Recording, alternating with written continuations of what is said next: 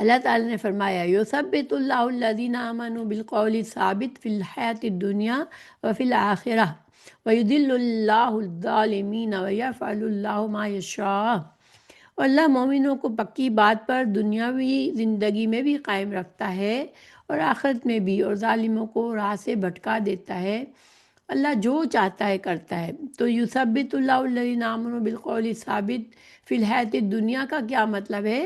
دیکھیے قولی ثابت سے مراد کلمہ شہادت ہے اور عقیدہ توحید ہے، ٹھیک ہے۔ اللہ تعالیٰ ایمان والوں کو دنیا میں سخت سے سخت آزمائشوں اور سزاؤں میں بھی اسلام پر قائم رکھتا ہے، اور اللہ تعالیٰ اپنی رحمت سے ایمان والوں کی حفاظت فرماتا ہے اور ان کو ثابت قدمی دیتا ہے۔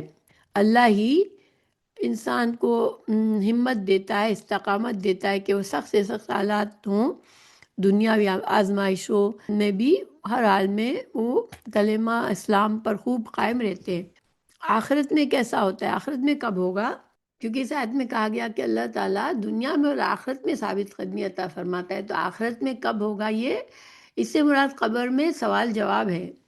برا بن عازب سے روایت ہے کہ رسول اللہ صلی اللہ علیہ وسلم نے فرمایا جب مومن کو قبر میں بٹھایا جاتا ہے تو اس کے پاس فرشتے آتے ہیں، پھر وہ شہادت دیتا ہے ان لا الہ الا اللہ ان محمد الرسول اللہ۔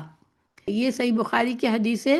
تو گویا کہ اس سے ثابت ہوتی ہے وہ یہ کہ قبر میں بھی کافروں کو عذاب ہوگا، اور کچھ مسلمانوں کے کچھ اعمال ایسے ہوتے ہیں جن پر وعید کی گئی ہے کہ عذاب قبر ان سے ہو سکتا ہے ان پر، ٹھیک ہے۔ تو ہمیں ان اعمال سے بچنا چاہیے۔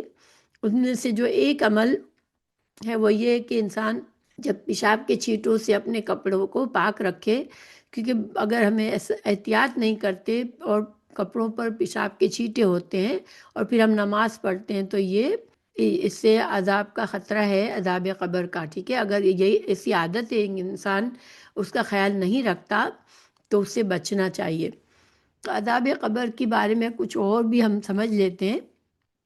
یہ حدیث ہے بندہ جب اپنی قبر میں رکھا جاتا ہے تو اس کے ساتھی واپس چلے جاتے ہیں اور وہ اپنے ساتھیوں کے جوتوں کی آواز سن رہا ہوتا ہے، تو اس کے پاس دو فرشتے آ جاتے ہیں، وہ اسے بٹھا دیتے ہیں اور کہتے ہیں تو اس آدمی یعنی محمد صلی اللہ علیہ وسلم کے متعلق کیا کہتا تھا؟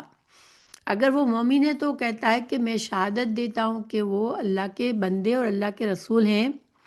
تو اس سے کہا جاتا ہے کہ آگ میں اپنی جگہ دیکھ، اللہ تعالیٰ نے اسے بدل کے تجھے جنت میں جگہ دے دی ہے۔